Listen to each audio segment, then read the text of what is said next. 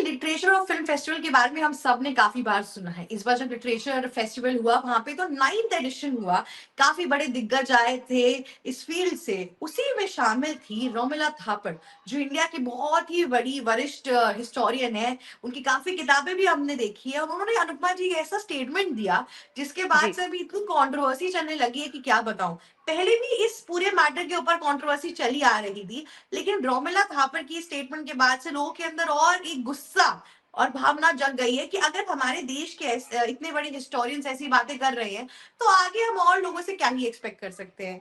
दरअसल कुछ ऐसा हुआ अनुपमा जी की पहले से ही बीजेपी गवर्नमेंट ने ये चीज बोली थी कि हम मुगल हिस्ट्री को पूरा हटा देंगे, है ना? और यहाँ पर हम जो इंडियन रूरल्स रहे हैं, जो हमारे राजा महाराजा, इनकी हिस्ट्री को ज्यादा ग्लोरीफाई करने की कोशिश करेंगे और इनकी हिस्ट्री को रखेंगे, कल्चर दिखाएंगे अपना, ये सब कुछ कि India in rooted in invaders के अलावा कैसा दिखता है, वो दिखाने की कोशिश करेंगे, अपने बच्चों को पढ़ाने की कोशिश करेंगे, जिसमें मुझे नहीं लगता कुछ खराब चीज है। जिसके तहत इन हम्म, लोगों ने पहले अकबर, द ग्रेट अकबर बोलते थे, द ग्रेट बाबर बोलते थे, तो ग्रेट जो शब्द था ये भी हटा दिया गया। बिल्कुल सही चीज है, अकबर कोई ऐसे ग्रेट नहीं थे। हालांकि हिस्टोरियंस ने उनकी जो पूरी छवि है उसको बार बार करेक्ट करने की कोशिश की है, पर यहाँ पे आके बाबर ने लूटा ही था हमारा ही खजाना। तो फिर वहां जी, अपनी देश में उसको ले जाने की कोशिश करते थे। यहाँ पे इतनी लड़कियों का रेप हुआ, कन्वर्जन हुआ, बहुत कुछ हुआ। वो लोग आतंककारी थे, इससे कोई डिनायल नहीं है, पर यहीं पे रहना था तो डेवलपमेंट भी तो करना ही पड़ता ना, तो बस यही था। तो रोमला थापर ने बोला कि मुगल्स हमारी हिस्ट्री का पार्ट है और वो एक कंटिन्यूअस हिस्ट्री है। अगर हम मुगल्स को हटा देंगे तो हमारी जो कंटिन्यूटी है वो चली जाएगी, तो फिर हिस्ट्री का कोई मतलब नहीं है। यहाँ पे हटाने की बात नहीं की जा रही, यहाँ पे साइडलाइन करने की बात की जा रही है कि वो कह रहे हैं कि साइड में शॉर्ट एंड क्रिस्प करके रख देते हैं। लेकिन हमारे जो कल्चर है उसको भी हमें रखना चाहिए। तो आपका क्या कहना है कि ये बहुत लेफ्टिस्ट पॉइंट ऑफ व्यू है या फिर सही बोल रही है वो?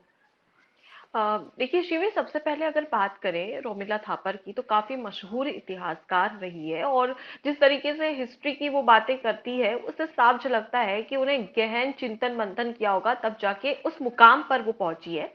लेकिन रही बात मुगल शासकों की आक्रांताओं की, तो उसमें अगर हम देखें स्टार्टिंग से, जैसे कि हम जब 7th या 8th क्लास में रहे होंगे, तब से सोशल साइंस एक सब्जेक्ट हमें दिया जाता है, पढ़ाया जाता है कि भाई क्या था भारत का इतिहास, कैसा रहा भारत का इतिहास।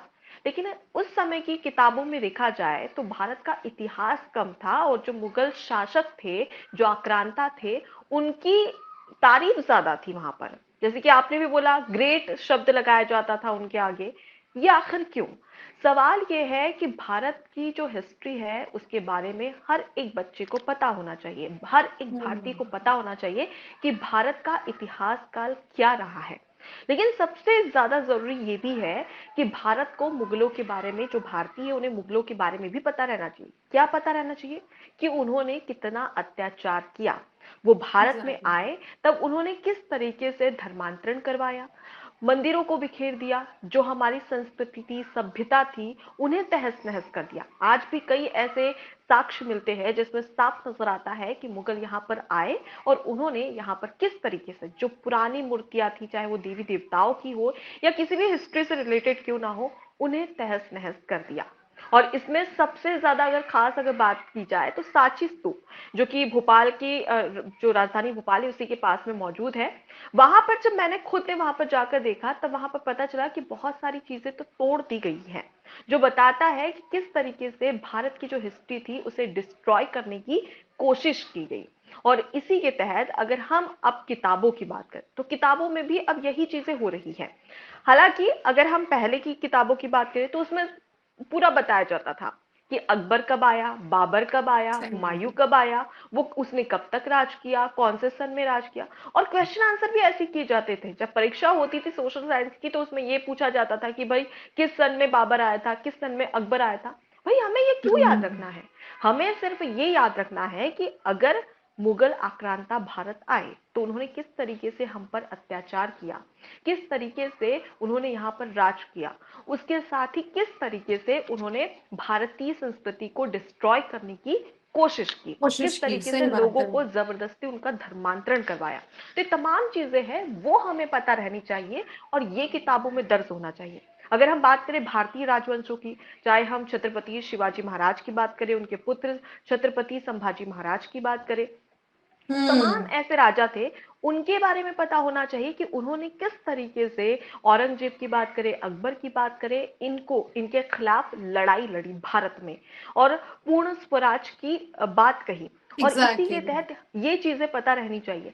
तो अगर किसी भी क्लास में सोशल साइंस की जो बुक है उसमें अगर हिस्ट्री को थोड़ा बहुत मैनिपुलेट करने की कोशिश की जा रही है, थोड़ा बहुत बदलाव इसमें करने की कोशिश की जा रही है, तो बदलाव ये होना चाहिए कि उनका अत्याचार दिखाए, जो संस्कृति को तहस नहस किया गया है वो दिखाए, ना कि ये दिखाए कि भाई ये इस समय में आया था, इसने इस समय तक राज किया, फिर इसका पुत्र आया, उसको अपने बाप को मार दिया। पता नहीं बकवास चीजें जो हमें याद रखनी ही नहीं है। हमें कोई याद नहीं रखना कि कौन सी ईयर में आए भाई, वो कौन सी ईयर में चले गए, या कौन सी ईयर तक उन्होंने शासन किया है। बस हमें ये याद रखना है एग्जैक्टली। कि उन्होंने कितना अत्याचार किया और जो भारतीय राजवंश थे उन्होंने किस तरीके से उनका विरोध किया। लेकिन सबसे बड़ी बात शिवी कि आखिर ये बात उठी कहां से, तो इसके पीछे मैं बताना चाहूंगी कि हम्म। National council of educational research and training ने 2025-26 की जो एकेडमिक ईयर की जो बुक है, सोशल साइंस की बुक, क्लास 7th की, उसमें से हम्म। जो मुगल सल्तनत है या फिर दिल्ली सल्तनत है, उसके अलावा मुगलों पर आधारित जो चैप्टर है उसे हटा दिए है। और उसके साथ में भारतीय राजवंशों के बारे में, उसके साथ ही भारतीय संस्कृति के बारे में, सभ्यता के बारे में, इतिहास के बारे में, वो सब कुछ इसमें एड ऑन किया है।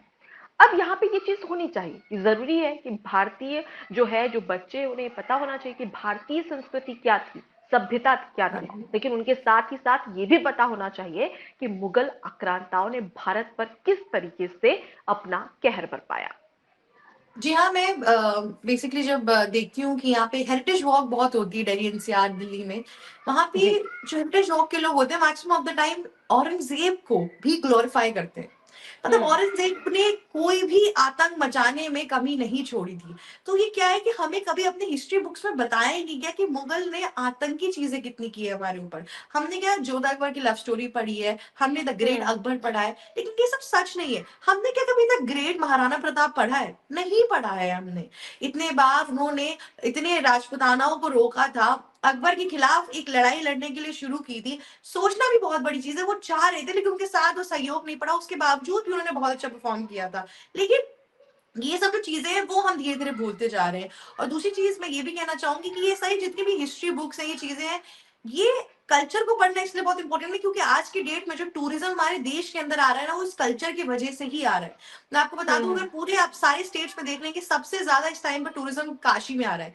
काशी में क्या है अनुपमा जी? ना कोई 5 स्टार होटल है, ना कुछ अलग सा है, कोई लाविश चीजें नहीं है। वहां पर ऋषि मुनि है, वहां पे मंत्र का उच्चारण होता है, वहां पे कल्चर ही कल्चर है और भारत का बहुत पुराना कल्चर है। लोग उससे जी। अट्रैक्ट हो रहे हैं। जब कुंभ हुआ था प्रयागराज में, कितने लोग आए थे, कितने अलग अलग देशों से लोग आए थे। तो हम अगर अपने कल्चर को खुद ही एक्सेप्ट नहीं करेंगे तो बाहर वाले तो वैसे भी नहीं करेंगे। हम देखते हैं कि इंडिया के अंदर अपने कल्चर के ऊपर एक सुप्रीमेसी का एक हमने और डाइवर्सिटी का एक कोई एक कहते हैं ना कि एक पट्टा ओढ़ा हुआ है, पर ऐसी कोई जरूरत नहीं है। बाहर आप किसी भी कल्चर को देख लीजिए, चाइनीज कभी अपनी चाइनीज लैंग्वेज से भी ऊपर नहीं हटते हैं। इटली जी। में आप देख लीजिए, वो लोग भी नहीं हटते। तो हमें क्यों हटना है? यही एक चीज है जो हमारे हिस्टोरियंस को भी समझनी चाहिए, और जो लोग इन सब चीजों के अगेंस्ट है उसको समझना चाहिए कि मैटर ये नहीं कि हम उसे हटाने की कोशिश कर रहे हैं। मैटर बस यहाँ पे ये कि जो हमने आज तक नहीं दिखाया, जो लोगों ने, ऐसा नहीं, हमें हमें बेसिकली लगता है कि इंडिया में लोग आए और इंडिया को कब्जा करके चले गए। लेकिन इंडियन वॉरियर्स ने जो लड़ाई लड़ी वो हमारे बच्चों को समझना बहुत ज्यादा इंपॉर्टेंट है। और बिल्कुल। जितने भी, ये बात कांग्रेस और बीजेपी की नहीं है पर आने वाले हमारे भविष्य की है, कि हम कितना अपने कल्चर से रूटेड रहेंगे उतना ही हमारे लिए अच्छा होगा। अब हम देखते हैं कि वेब सीरीज के अंदर भी इंडियन कल्चर को कितना सराहना मिल रही है, कितने अच्छे से डीपली रूटेड इन लोगों ने रखा हुआ है। असुर जैसी वेब सीरीज हम देखते हैं, वहां पर इंडियन माइथोलॉजी रिलेटेड बात होती है और लोगों को बहुत पसंद भी आती है। तो ये सब चीजें जरूरी है आज के कार्यकाल में। एबीसी हिंदी न्यूज, आज ही जुड़िए हर खबर के साथ